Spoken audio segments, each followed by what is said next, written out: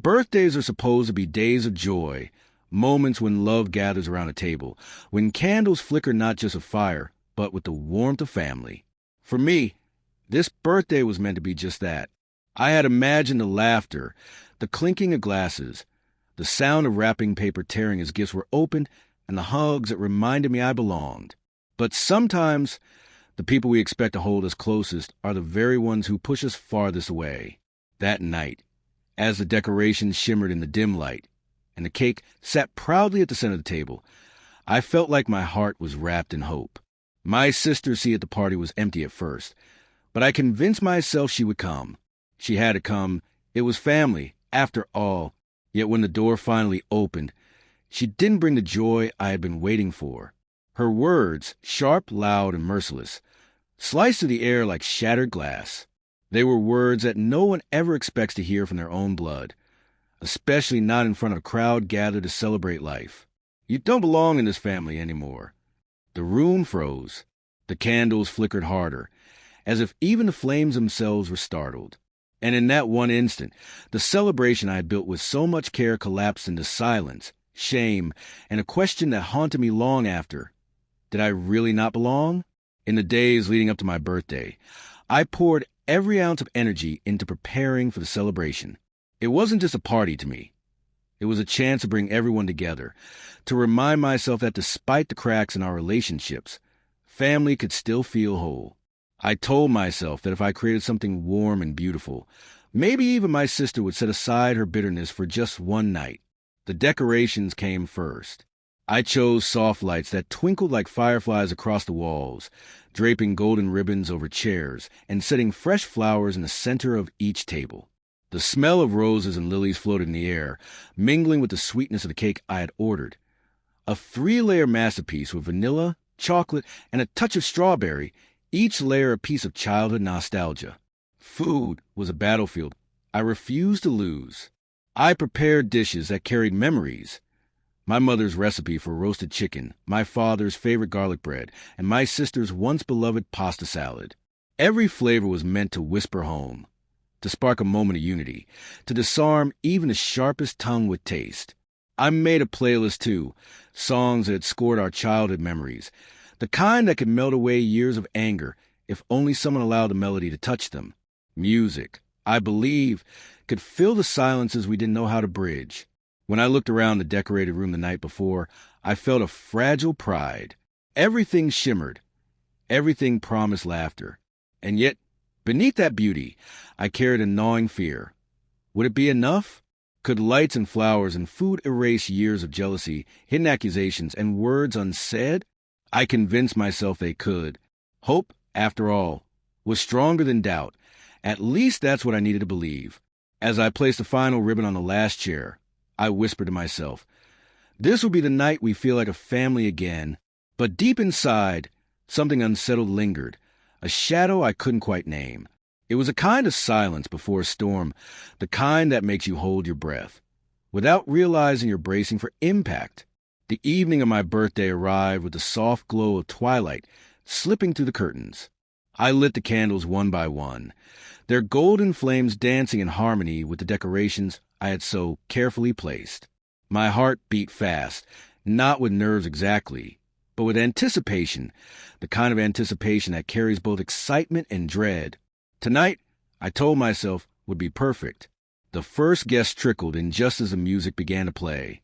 Laughter echoed through the doorway as coats were hung.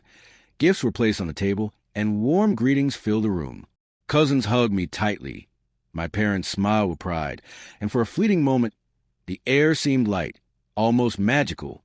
I moved from person to person, checking on the food, refreshing drinks, making sure everyone felt welcome. Their laughter filled the space like the notes of melody I hadn't heard in years. The sound of family gathering without conflict, without raised voices. For a moment, I let myself believe this would last. But then there was the empty chair, my sister's chair, positioned near mine. It seemed to glare at me, its vacancy louder than the conversation surrounding it. I brushed it off at first, convincing myself she was running late, that she would arrive soon, smiling, perhaps even with an apology in her eyes. Time moved, guests settled, and the mood grew livelier. My niece played with balloons, my uncle cracked jokes too loud, and my parents clinked glasses in my honor. I should have felt complete. I should have felt loved. Yet that empty chair haunted me, casting a shadow over every laugh. Then the door creaked open. Every head turned as my sister stepped inside. She wasn't dressed for celebration. Her expression was sharp, her eyes cold, as though the very idea of being here was a burden she was forced to carry. Murmurs rippled through the room, but I rushed forward anyway, my arms halfway open in a gesture of peace. She didn't embrace me. She brushed past without a word, her footsteps heavy, deliberate. The atmosphere shifted, subtle at first. Laughter dimmed, conversation softened, as if everyone sensed a storm that had just entered the room. I tried to ignore it, to salvage the evening. I guided her to her seat, offered her food, tried to pull her into the rhythm of the party. She responded with curt nods, clipped words, and a silence that felt louder than any insult. Still, I clung to hope. If I just kept the smiles bright, maybe she would thaw. The cake was finally brought out, its candles glowing like tiny stars in the dimmed room. My family gathered around, voices rising a chorus of happy birthday. I closed my eyes, made a wish for peace, for togetherness, and blew out the flames with all the hope I had left.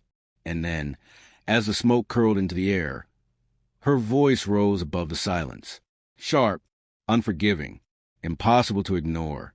The room was still humming with laughter as the last candle flickered out, its smoke curling toward the ceiling like a thin ghost. I was smiling, cheeks warm from the attention, when suddenly the air cracked open. My sister's voice, sharp, high, and merciless, cut through the music and chatter. You don't belong in this family anymore. The words hit me like a slap. They weren't whispered. They weren't muttered under her breath. They were hurled loud enough for every single guest to hear. Glasses froze midair, forks hung halfway to mouths, and a silence heavier than stone fell across the table. Even the music seemed to die, strangled by her rage. I blinked, certain I had misheard. My birthday, my one attempt to weave this family back together, had just been shattered with 7 brutal words. Excuse me? My voice cracked, fragile. She stood, her chair scraping back with a screech that made my skin crawl. Don't act like you don't know, she snapped. You've always thought you're better than the rest of us. But you're not one of us. You don't belong here. Gasps echoed around the table. My mother's hand flew to her mouth. My father tried to rise, muttering her name in warning, but she was unstoppable, fueled by years of bitterness finally given. Flame, she listed grievances like daggers, how I supposedly took their attention, how I was a golden child, how every achievement of mine was another nail hammered into her shadow. Do you know what it's like to be invisible in your own home? She spat, eyes wild. To sit there and watch while you take everything. Every compliment, every smile, every ounce of pride they had to give. Her voice cracked then, but it wasn't weakness. It was fury, a fury that had been waiting, crouching, building for years. My heart pounded so loudly I barely heard the murmurs. Guests shifted uncomfortably, their faces a mixture of pity, embarrassment, and disbelief. I wanted someone to speak, to stop her, to defend me, but no one did. I tried to find words, but my throat closed. I wasn't innocent of her accusations. I knew I had been praised often, maybe more than her, but I had never asked for that. I had never wanted this chasm between us. Finally, I whispered, "This is my birthday." My voice shook like broken glass. She laughed bitterly, a sound so cold it burned. Exactly. Everything's always about you. The silence that followed was unbearable. My parents sat rigid, torn between daughters, between loyalty and shame. My cousins stared at the floor. The candles on the cake, long blown out, still trailed smoke like a reminder of what had been extinguished inside me. I felt small, exposed, humiliated in front of the very people I had hoped would make me feel whole. Her words clung to me like chains, heavy and unshakable. You don't belong. No one clapped. No one sang again. The party was over, not with applause, but with silence, and with me standing in the ruins of what was meant to be a night of love. When the outburst ended, the silence that followed was worse than the shouting itself. No one seemed to know what to say, or perhaps no one dared to say anything at all. Guests began to shift uneasily in their seats, murmuring half-hearted excuses as they stood to leave. Chairs scraped against the floor, plates clinked, and within minutes the room that had been alive with laughter was dissolving into awkward goodbyes. I stood frozen, unable to stop them, unable to speak. My hands trembled as I picked at the frosting on the untouched cake, the sweetness now bitter on my tongue. My birthday, the day I had worked so hard to make perfect, had crumbled into a scene I wished I could erase. When the last guest walked out and the front door clicked shut, the silence in the house was unbearable. It was a heavy, suffocating silence, broken only by the faint hum of the refrigerator and the pounding of my own heart. Balloons sagged in the corners. Streamers dangled limply from the ceiling, and half-filled glasses sat abandoned on the table like ghosts of celebration that never truly happened. I sank into a chair and let the tears come. They burned hot and fast, streaming down my face as I replayed her words again and again. "You don't belong in this family anymore." Each repetition cut deeper, until I felt like the walls themselves were closing in on me. Questions clawed at my mind.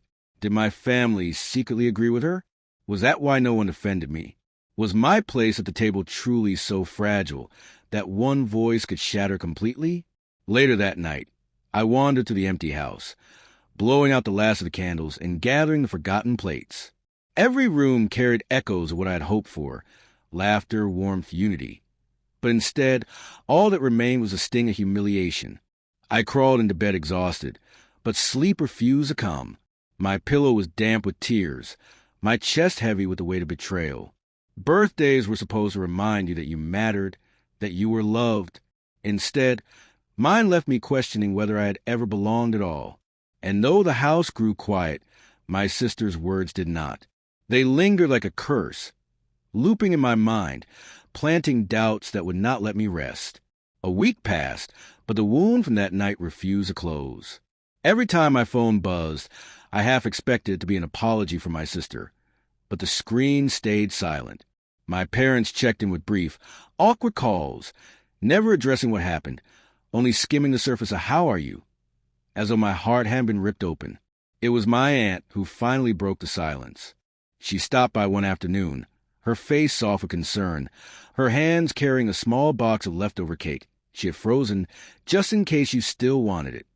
We sat at the kitchen table, and I could tell by her hesitation that she had come not for cake, but for confession. She didn't mean it the way it sounded. My aunt began carefully, stirring her tea though she never took a sip. "Your sister has a lot bottled up inside." I wanted to scoff, to shout that there was no excuse for humiliating me on my birthday. But my throat tightened and I stayed silent. "She's always felt overshadowed by you," my aunt continued. "When you got good grades, when you landed your first job, when your parents bragged about you at family dinners, she felt invisible. She thought love had a limit and that you took more than your share." The words stung, not because they were untrue, but because I had never considered them from her side. I never asked what it felt like to be compared, to stand in someone else's shadow at every milestone.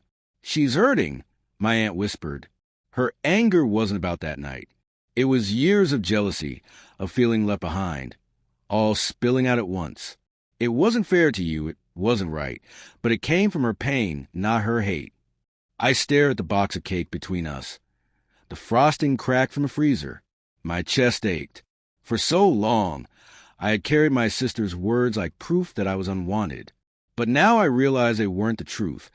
They were her truth, twisted by resentment and insecurity. That didn't erase the humiliation. It didn't erase the hurt, but it made sense of the chaos.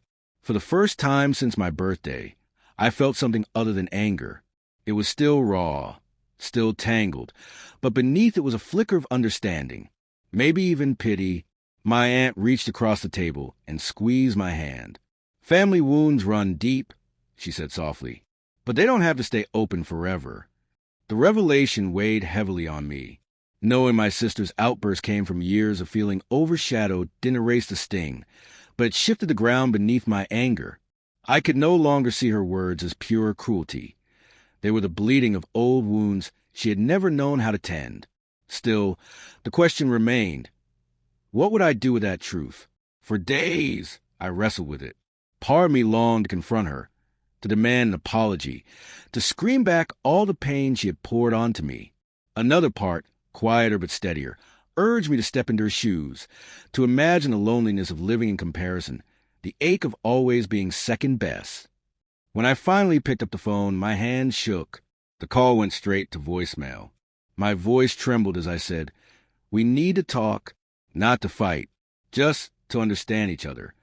Then I hung up, not knowing if she would ever call back. She did.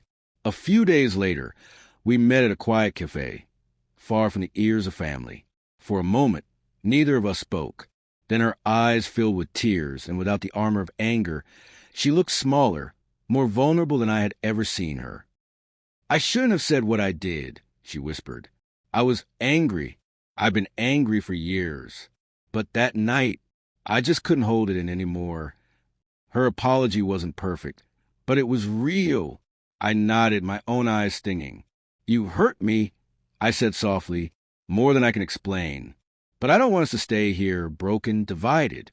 I want to fix this, if you do too." We talked for hours, not to solve everything, but to open the door. We spoke of jealousy, of favoritism, of the ways our parents unknowingly drew lines between us. We admitted our resentments, our fears, and finally, our hope that love could be rebuilt. By the time we left, the wounds were still fresh, but they were no longer bleeding. For the first time in years, I felt a fragile thread tying us together again. That night, I realized something. Belonging in a family isn't about perfection. It's about choosing each other, even when it's hard. My sister's words had nearly broken me, but they also forced us to face the shadows we had ignored for too long. And as I lay in bed, exhausted but lighter, I whispered to myself, I do belong. Not because she says so, not because anyone does, but because I choose to.